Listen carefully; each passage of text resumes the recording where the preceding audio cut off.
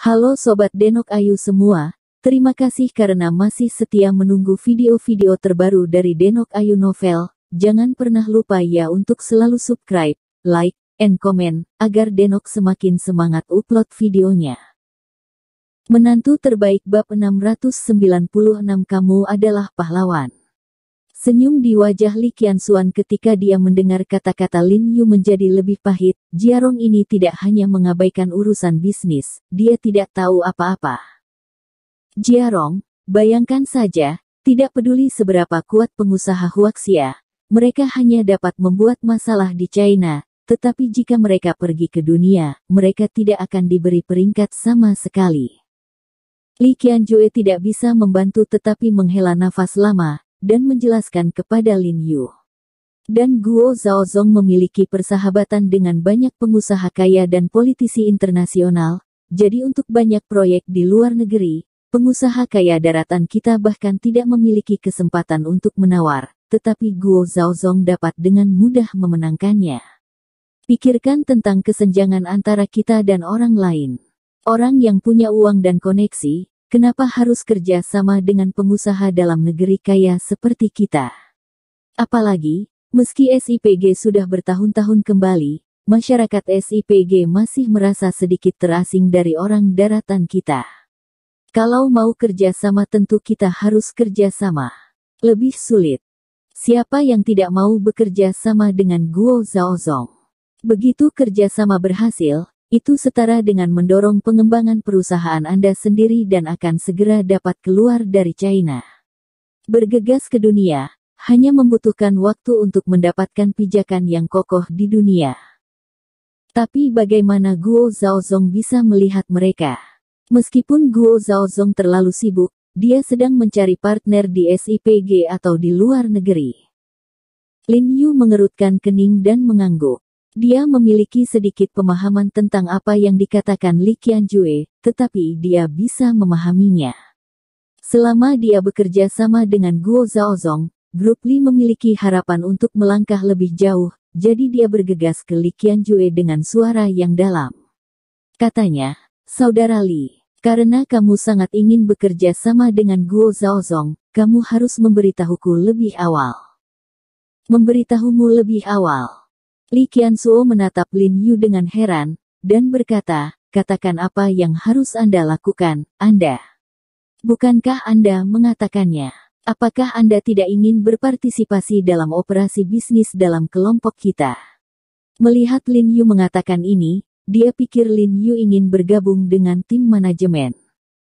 Lin Yu menggelengkan kepalanya dan tersenyum, dan berkata, saya tidak ingin campur tangan dalam manajemen grup. Maksud saya, jika Anda memberitahu saya sebelumnya, saya dapat bertindak sebagai perantara antara Anda dan Guo Zhaozong dan membiarkan Anda bertemu. Li Qianxuo tiba-tiba membuka matanya saat mendengar kata-kata itu, dan berkata dengan takjub, Jiarong, kamu. Maksudmu kamu tahu Guo Zhaozong? Bersahabatlah dengannya. Setelah Lin Yu datang ke ibu kota, dia tidak memberitahu Li Qianjue tentang Qinghai. Mengenai investasi Guo Zhaozong di kota film dan televisi di Qinghai dan mengalokasikan saham Lin Yu tidak pernah mengungkapkannya, atau mengatakan Lin Yu malu untuk menyebutkannya. Saya tidak berpartisipasi dalam persiapan dan pengelolaan apapun. Saya bahkan harus berbagi manfaat. Rasanya seperti merampas uang orang lain. Tetapi ketika Guo Zhaozong ingin memberinya hadiah hidup dan mati, dia tidak bisa berbuat apa-apa, jadi Li Qianjue sangat memperhatikan Lin Yu. Guo Zhaozong secara alami tidak tahu apa-apa tentang itu. Mendengar kata-kata Lin Yu, dia sedikit terkejut. Li Qianying tidak bisa menahan keterkejutannya saat mendengar perkataan Lin Yu, dan buru-buru berkata kepada Lin Yu, Tuan He, identitas Guo Zhaozong tidak biasa. Dia memiliki temperamen yang sangat bangga. Jika Anda tidak mengenalnya atau berteman dengannya, dia bisa menjual wajah Anda. Dia mengira Lin Yu dan Guo Zhaozong hanyalah kenalan umum yang pernah bertemu 1 atau 2 kali, karena takut Lin Yu akan malu ketika dia pergi mencari Guo Zhaozong. Jangan khawatir, dia harus memberiku wajah ini.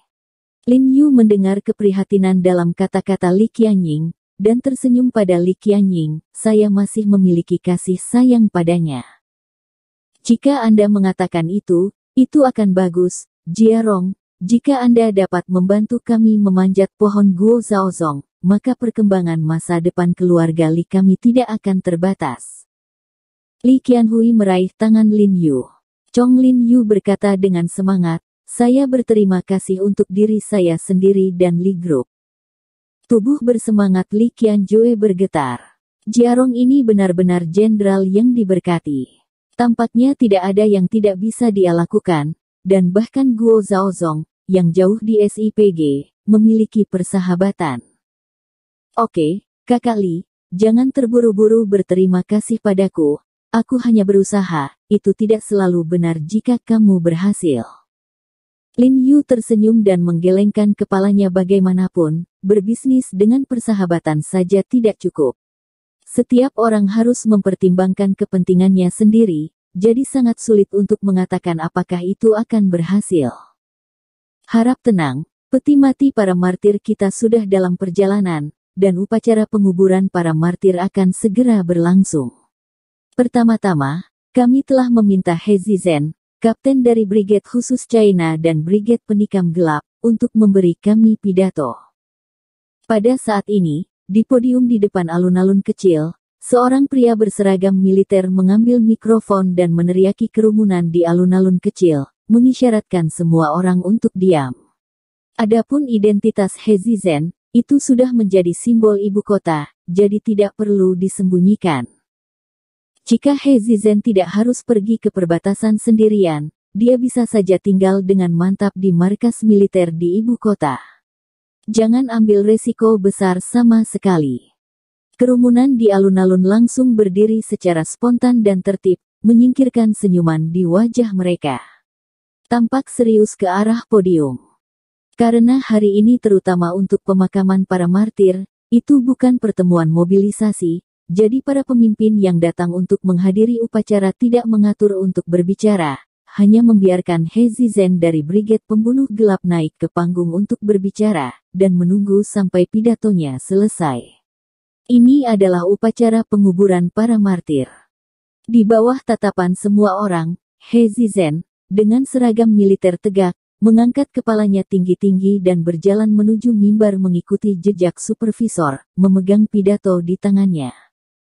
Berbeda sekali dengan sosok heroiknya, wajahnya dipenuhi dengan kesedihan dan kesuraman saat ini, dan setiap langkah tampak sangat kuat dan santai, namun nyatanya setiap langkah sangat berat.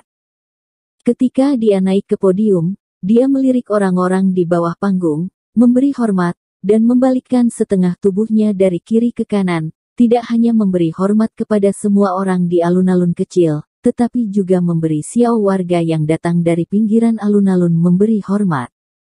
Kemudian dia membuka draft pidato di tangannya, melihat draft pidato di tangannya, dan membuka mulutnya, tetapi tidak ada suara. Dia mengertakkan gigi. Kemudian saya menggulung pidato di tangan saya, dan berkata dengan ekspresi sedih, bagaimana saya bisa merasa malu dengan saudara dan saudari dari rekan senegaranya Cina, malu dengan tanah yang membesarkan saya. Saudara dan rekan saya sendiri meninggal dengan berani, tetapi saya berdiri utuh. Di sini, saya tidak percaya diri. Kami menjaga perbatasan dan berjanji untuk melindungi orang-orang, tetapi biarkan orang-orang seperti itu dibunuh oleh orang luar. Bagaimana saya bisa memaksakan diri? Kejahatan itu pantas mendapatkan jutaan. Suaranya bergetar, dan dia menangis dengan sangat sedih. Padahal, sebelum dia datang, orang di atas memintanya untuk tidak menceritakan kejadian spesifik yang terjadi kali ini, tetapi dia baru mendengarnya ketika datang barusan, dan beritanya sudah bocor, sebagian besar warga spontan ini sudah mengetahuinya. Kebenaran dari masalah ini hilang, jadi dia tidak perlu menyembunyikannya. Dia bersedia menerima kritik dan hinaan terus terang dari semua orang yang hadir, karena dia tidak kompeten sebagai seorang tentara. Biarkan begitu banyak saudara menderita bencana ini. Tapi yang mengejutkannya adalah, Tak satu pun dari orang-orang yang hadir melecehkannya atau bahkan menyalahkannya. Tidak malu, kamu baik. Ya, kamu adalah pahlawan. Terima kasih, terima kasih. Sebaliknya, semua yang hadir secara spontan memuji He Zizhen dan yang lainnya, dengan ekspresi hikmat dan kata-kata yang tulus. Banyak orang yang telah memerah matanya. Jelas, apa yang mereka ucapkan berasal dari hati. Atas inisiatif keluarga He ini, harap jaga perbatasan. He Erie, yang melindungi China dari penjajah asing, apakah ada orang di ibu kota yang tahu? Siapa yang tidak tahu? Siapa yang tidak menghormatinya? He Zizhen tidak bisa membantu tetapi tercengang ketika dia melihat ini. Dia jelas tidak menyangka orang-orang yang hadir akan bereaksi seperti ini. Tubuhnya sedikit gemetar, dan kabut tiba-tiba muncul di matanya.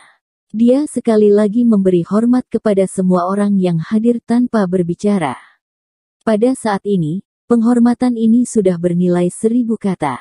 Dia tidak hanya memberi penghormatan kepada saudara-saudari Tionghoa, tetapi juga saudara-saudara yang mati untuk dirinya sendiri. Salut untuk rekan senegara Anda. Tak lama kemudian, peti mati para martir diangkut dari luar kuburan. Setelah beberapa kendaraan off-road militer berhenti di jalan utama di luar alun-alun kecil, mereka melompati puluhan tentara berseragam rapi dan sepatu bot hitam. Sosok itu tinggi dan lurus, dengan wajah seperti potongan pisau, dan semua orang memakai sarung tangan seputih salju.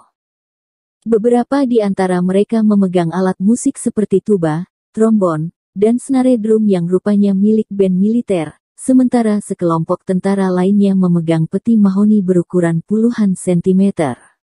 Setiap peti mati ditutupi dengan bendera merah cerah, dan bendera merah menutupi tulang para martir. Setelah melihat pemandangan ini, semua orang di dalam dan di luar alun-alun kecil tiba-tiba terkesima, melihat dengan sungguh-sungguh peti mati yang dipegang di tangan para prajurit. Mereka tahu bahwa tulang-tulang yang dikurung di peti mati ini akan selalu berhenti pada usia terbaik 20 atau 30. Prajurit yang memegang peti mati berjalan di depan, kepala tinggi, penuh tekad dan kesakralan, setiap tendangan dan kejatuhan seragam rapi, dan momentumnya luar biasa, dan band militer di belakang juga memainkan musik militer heroik. Suara Zhen Xie sepertinya menghabiskan seluruh tenaganya untuk menemani rekan-rekannya dalam perjalanan terakhir ini. Banyak orang tidak dapat membantu tetapi melihat pemandangan ini memerah, dan diam-diam menghapus air mata. Lin Yu tidak bisa membantu tetapi merasa sedikit terharu ketika dia menonton adegan ini, depresi yang tak terkatakan di hatinya tidak nyaman. Jiang Yan, Ye Qingmei, Li Qianying dan gadis-gadis lain tidak bisa menahan tangis pelan. Setelah mengalami suasana seperti ini secara langsung, mereka akhirnya tahu apa itu prajurit dan apa yang hebat. Tetapi pada saat ini, Lin Yu tiba-tiba mendengar suara menguap malas di telinga mereka. Itu membosankan, seperti ini setiap saat. Adapun, bisakah kamu tahu? Bunyi ini tidak nyaring. Hanya beberapa orang di sekitar yang bisa mendengarnya, tapi sangat keras, menusuk hati orang. Lin Yu dan yang lainnya tenggelam, dan melihat ke arah sumber suara dengan wajah penuh. Bersambung. Terima kasih sahabat Denok yang sudah mendengarkan video ini. Jangan lupa like, komen, and subscribe ya. Terima kasih.